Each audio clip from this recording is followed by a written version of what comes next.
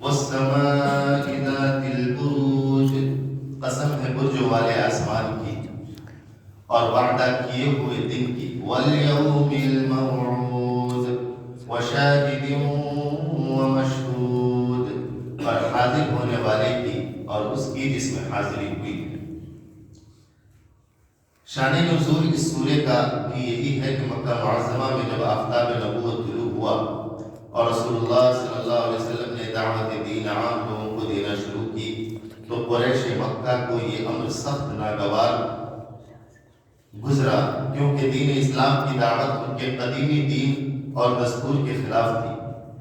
انہوں نے اپنے بتوں اور دیوتاؤں کی برائیاں سن کر حضرت صلی اللہ علیہ وسلم کو تنگ کرنا شروع کیا، اور جو رسول اللہ صلی اللہ علیہ وسلم پر ایمان لا کر دعوت اسلام قبول کر لیتے تھے ان پر بھی ظلم ڈھانا شروع کیا، مار پیٹ، سخت گوئی، فحش کلامی تک ہی نوبت نہ رکھی، بلکہ اس سے بھی گزر کر ظلم و تشدد میں حد سے تجاوز کرنے لگے۔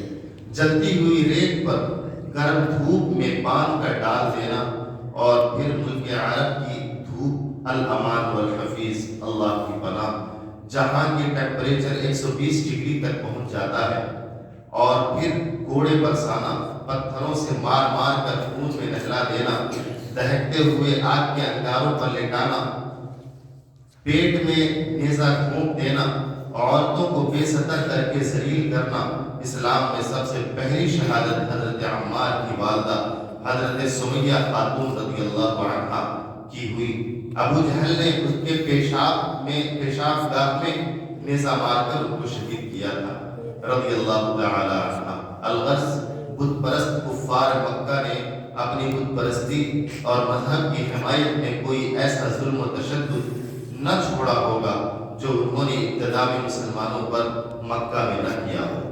مظلوم غریب مسلمان حضرت صلی اللہ علیہ وسلم سے آ کر شکایت کرتے، حضور اکرم صلی اللہ علیہ وسلم ان کی تسلی فرماتے کہ کچھ عرصہ صبر کرو، کفار کا زور ٹوٹ جائے گا اور یہ تمہارے آگے ذلیل و مغلوب ہو جائیں گے۔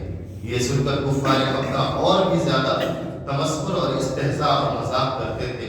چنانچہ اللہ تعالیٰ نے کفار کو ان کے ظلم و ستم پر متنبہ کرنے اور اہل اسلام کو تسلی دینے کے خاطر یہ سورہ نازل فرمائی۔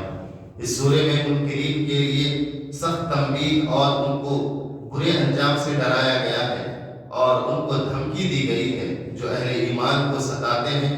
ساتھ ہی مسلمانوں کو تسلی اور دلاسا دیا گیا ہے اور بتلایا گیا کہ جو لوگ اللہ پر ایمان رکھنے والے بندوں کو ظلم و ستم کا نشانہ بناتے ہیں اور ان کو ہلاک کرنا چاہتے ہیں، آخر کار وہ خود ہلاکت اور بربادی سے دوچار ہوتے ہیں۔ اور اس کے لیے تاریخی شہادت کے طور پر اصحاب الاخدود کا ذکر فرمایا۔ یہاں پر 4 چیزوں کی قسم کھائی ہے اللہ تعالیٰ نے، اور وہ چاروں ہی چیزیں اللہ تعالیٰ کی قدرت و سطوت پر دلالت کرتی ہیں کہ تمام دنیا اس کے آگے مسخر ہے۔ پہلی قسم والسماء ذات البروج ہے، یعنی قسم ہے برجوں والے آسمان کی، اس لیے کہ آسمان کے 12 حصے مقرر کر لیے ہیں۔ آسمان پر ستاروں کی اجتماع سے مختلف اشکال نمودار ہوتے ہیں۔ اب آسمان کے مجوزہ 12 حصوں میں سے ہر حصہ کی اسی شکل سے نام ذکر ہے۔ مثلا کہیں ستاروں کے ملنے سے بیل کی صورت پیدا ہو گئی تو برج کا نام سور ہو گیا، مچھلی کی صورت پیدا ہو گئی تو برج حوت نام رکھ دیا، یا وغیرہ وغیرہ۔ اسی طرح سورج کے بعض برج میں رہنے والے دن رات برابر ہو جاتے ہیں، اور بعض میں رہنے ویسے دن گھٹنا شروع ہو جاتا ہے، اور بعض میں رہنے سے دن بڑھنا شروع ہو جاتا ہے۔ نزول قرآن سے پہلے بھی عرب آسمان میں اس قسم کے برجوں کے قائل تھے، جیسا کہ زمانے جاہلیت کے اشعار سے پتہ چلتا ہے۔ تو یہاں برجوں والے آسمان کی وجہ سے قسم کھائی تاکہ اہل بصیرت پر روشن ہو جائے کہ کائنات کی کوئی بھی شے اپنی ایک حالت پر قائم نہیں رہتی۔ ہر روز عالم کی اشیاء میں انقلاب وارد ہوتے ہیں، کبھی گرمی ہے تو کبھی سردی ہے، کبھی بہار ہے تو کبھی خزاں ہے، کبھی دن بڑے ہیں تو کبھی رات چھوٹی ہے، کبھی رات بڑی ہے تو دن چھوٹے ہیں۔ اسی طرح دنیا کے امور میں بھی انقلاب آتے ہیں۔ کبھی ظالموں اور جابروں کے غرور کو توڑ دیا جاتا ہے، ان کے غرور اور تکبر کو خاک میں ملا دیا جاتا ہے۔ یہ روزمرہ کے انقلابات آتے جاتے رہتے ہیں جو دنیا میں جاری و ساری ہیں۔ تو اس اظہار سے جہاں کفار کو تنبیہ و تحدید ہے، وہیں اہل ایمان کو تسلی اور بشارت ہے۔ آج جو اہل ایمان کمزور اور ضعیف ہیں، کمزور ہیں، آگے یہی صاحب قوت اور اقتدار ہوں گے، اور کفار مکہ کے آگے ذلیل اور رسوا، کفار مکہ ان کے آگے ذلیل اور رسوا ہوں گے۔ اس طرح اہل اسلام کو اس میں تسلی بھی دی گئی ہے اور بشارت بھی کہ چند روز کے مصائب سے گھبرانے کی کوئی وجہ نہیں، آخر فتح انہی کی ہوگی۔ اب یہ جو برجوں والا حساب بتایا یہاں پر، برج جتنے بھی ہیں وہ 12 حصوں میں تقسیم کیا گیا ہے برجوں کو، آسمان کے اندر برجوں کو۔ تو اس میں کیا ہوتا ہے، کہیں کبھی آپ نے آسمان پہ دیکھا ہوگا شکل طرح طرح کے بن جاتے ہیں، طرح طرح کی شکل بن جاتے ہیں۔ کبھی مچھلی کا شکل دیکھیں گے، کبھی آپ اس کا بیل بوٹے کا شکل دیکھیں گے، کبھی کسی بہت سارے طرح کا نام اس کا رکھ دیا گیا ہے، جیسے سور نام رکھ دیا اور ہود نام رکھ دیا۔ تو جس طرح سے کیا ہوتا ہے، ان سب سے اثر پڑتا ہے، ان سب سے اثر پڑتا ہے۔ ان سب سے اثر پڑنے کا مطلب یہ ہے کہ ایک ہود اگر آگے کو جا رہا ہے تو اس کا مطلب ہے دن بڑا ہوگا، مطلب گرمی ہوگی، اس لیے کہ گرمیوں میں دن بڑا ہوتا ہے۔ اور اگر ہود دوسری طرف کو جا رہا ہے تو اس کا مطلب سردی ہے، تو دن چھوٹا ہوگا، رات بڑی ہوگی۔ تو ہر ایک برج کا کوئی نہ کوئی اثر ہے۔ اللہ تبارک و تعالیٰ نے بے مقصد کسی چیز کو پیدا نہیں کیا، اس وجہ سے ہر چیز کا ایفیکٹ ہے، ہر چیز کا اثر ہے۔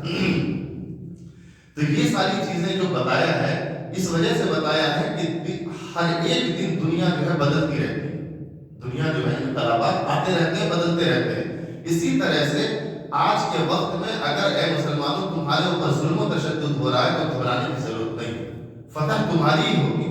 آج تمہارے اوپر ظلم ہو رہا ہے، کل تم ہی اس کے حاکم بنو گے۔ اور اللہ تعالیٰ نے یہ کر کے دکھا دیا کہ مکہ سے بھگا دیا، لیکن پھر جب لوٹا یا تو بادشاہ بنا کر لوٹا ہے۔ اذا جاء نصر اللہ والفتح، یہ سورہ اس بات کی گواہ ہے۔ دوسری قسم والیوم الموعود، یعنی قسم ہے وعدہ کیے ہوئے دن کی، اس سے مراد یوم قیامت ہے۔ اللہ تبارک و تعالیٰ ابھی تک جتنے بھی ہم نے پڑھے ہیں ابھی سورتیں اور ترجمہ کے ساتھ تفسیر بیان کیا، اس میں دیکھیں تقریباً ہر سورہ میں اللہ تعالیٰ نے کیا کیا ہے، قیامت کے اوپر زور دیا ہے کہ آئے گی، قیامت آ کر رہے گی، قیامت آ کر رہے گی، اور وہ بھی قسم کے ساتھ۔ اللہ کو قسم کھانے کی ضرورت نہیں، لیکن تاکید پیدا کرنے کے لیے، ایمفیسس پیدا کرنے کے لیے اللہ تعالیٰ نے قسم کھایا بات، تاکہ جو ہے کیا ہو، یہ چیزیں کنفرم ہو جائیں کہ ہاں واقعی میں کیا ہونا ہے، قیامت آ کر رہنا ہے۔ انبیاء علیہ السلام کی معرفت، سزا و جزا کے لیے وعدہ ہوتا چلا آیا ہے، تو اس وعدہ کے دن کی قسم کھانے سے اپنے وعدہ کا وثوق دلانا مقصود ہے، جس میں اس طرف بھی اشارہ ہے کہ دنیا کی ترقی، اقبال مندی اور اس کی جملہ شادمانی محدود ہے، تھوڑے دنوں کے لیے ہے۔ موت کے بعد وہ ساری دنیاوی کیا عیش و عشرت ختم ہو جاتی ہے، لیکن اس کی بقا کا وقت مقرر ہے، پھر اس کی فنا کا بھی ایک دن موعود ہے۔ تو یہ قسم اس بات کو ظاہر کرتی ہے کہ قیامت ہو کر رہے گی، اعمال کی جزا اور سزا ضرور ملے گی۔ آج اگر خدا کے فرما بردار، ایماندار، نیک لوگ مصیبتیں جھیلتے رہتے ہیں اور طرح طرح ستائے جاتے ہیں، اور خدا کے باقی نافرمان، بدکار اور مزے اڑاتے پھرتے ہیں، لیکن اس کائنات کا مالک بڑا منصف ہے، انصاف کرنے والا ہے۔ اس نے وعدے کا ایک دن مقرر کر دیا ہے، جب وہ وعدہ کا دن آ جائے گا تو پھر سب کے ساتھ پورا انصاف کیا جائے گا۔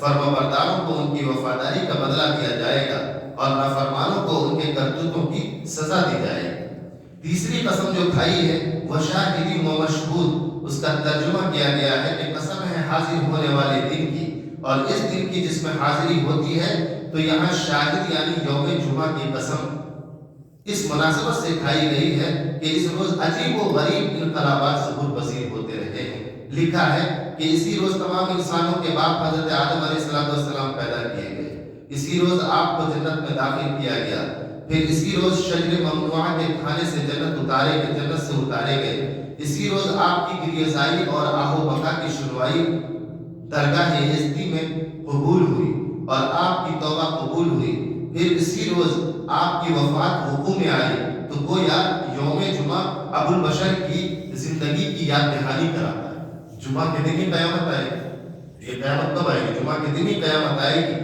جو جو انقلابات و تغیرات عظیمہ ان پر گزرے ہیں، ان سب کو ہمارے پیش نظر رکھتا ہے، اور صرف یہی نہیں بلکہ اسی روز واقعہ عظیمہ بھی پیش آنے والا ہے، یعنی جمعہ کے دن ہی قیامت آنے والا ہے۔ اس وجہ سے انسان جاننے کے باوجود نہیں ڈرتا، لیکن انسان کے علاوہ ساری دنیا کی مخلوق اللہ کے سامنے ہاتھ جوڑ کر کھڑی ہوتی ہے اور ڈر اور خوف سے پریشان رہتی ہے کہ قیامت آ جائے۔ انسان چونکہ جاننے کے باوجود بے غیرتا ہے، اس وجہ سے انہیں کوئی فرق نہیں پڑتا، کوئی احساس نہیں ہوتا۔ جمعہ کے دن بھی ہم کب آتے ہیں؟ خطبے کے وقت میں آتے ہیں، اور جب تمام فرشتے گیٹ سے واپس آ کر رجسٹر بند کر کے خطبہ سننے کے لیے تشریف لاتے ہیں، اس وقت میں تمام ہم مسلمان آتے ہیں نماز ادا کرنے کے لیے، کسی بھی طرح سے بس نماز ہو جائے، کسی بھی طرح سے نماز ہو جائے۔ اللہ تعالیٰ ہماری تمام تر شرور و فتن سے ہماری حفاظت فرمائے۔ یا اللہ ہم کو ہر حال میں اسلام اور ایمان پر قائم رکھیے، اور اس وقت روئے زمین پر جہاں جہاں اہل اسلام کمزور اور ضعیف ہیں اور ان پر اعداء دین کا غلبہ ہے، اللہ تعالیٰ ان مظلوم مسلمانوں کی مدد فرمائیے، اور اپنی قدرت اور شان قہاری اور جباری سے ظالموں کی جابرانہ حکومت کو مریا پیٹ فرما دیجیے، آمین۔ یا اللہ جس گناہ کو صرف آپ نے دیکھا، آپ کے سوا کسی نے نہ دیکھا، اور سوائے آپ کے عفو و نجات کا کوئی ذریعہ نہیں، انہیں بھی آپ معاف فرما دیجیے۔ یا اللہ جس گناہ سے نعمت زائل ہو جائے، پردہ دری ہو جائے، مصیبت آ جائے، بیماری لگ جائے، درد ہو جائے، یا وہ کل کو عذاب لائے، ان تمام تر گناہوں کو بھی معاف فرما دیجیے۔ اللہ تعالیٰ سے دعا فرمائیں کہ اللہ تبارک و تعالیٰ مسجد ہادہ کے بنانے والے جناب شاکر صاحب ان کے رزق میں وسعت نصیب فرمائے، اور اللہ تبارک و تعالیٰ ان کی زوجہ محترمہ عطیہ صاحبہ مرحومہ ان کے لیے صدقہ جاریہ نصیب فرمائے، اور مسجد ہادہ کے ذمہ دار جناب سلمان صاحب کے جان میں، مال میں، عزت میں، آبرو میں برکت نصیب فرمائے، اور اللہ تعالیٰ سے دعا فرمائے کہ جتنے بھی لوگ ہمارے سامنے تشریف فرما ہیں اور شوق ذوق کے ساتھ اللہ کے کلام کو سننے کی کوشش کر رہے ہیں، سمجھنے کی کوشش کر رہے ہیں، یا اللہ دلی دعا ہے کہ اللہ تبارک و تعالیٰ آپ تمام کے قلوب کو ایمان سے منور فرمائے، اور اللہ تبارک و تعالیٰ سے دعا ہے کہ اللہ تبارک و تعالیٰ آپ تمام حضرات کو قرآن سے محبت اور قرآن کا شغف پیدا فرمائے، اور یہ بھی دعا ہے کہ اللہ تبارک و تعالیٰ آپ تمام کے کاروبار میں، کام میں، اور تمام تر حلال کمائی میں برکت نصیب فرمائے۔ سبحان اللہ و بحمدہ، سبحانک اللہم و بحمدک، ونشہد ان لا الہ الا انت ونستغفرک ونتوب الیک۔ سبحان ربک رب العزة عما یصفون، وسلام علی المرسلین، والحمد للہ۔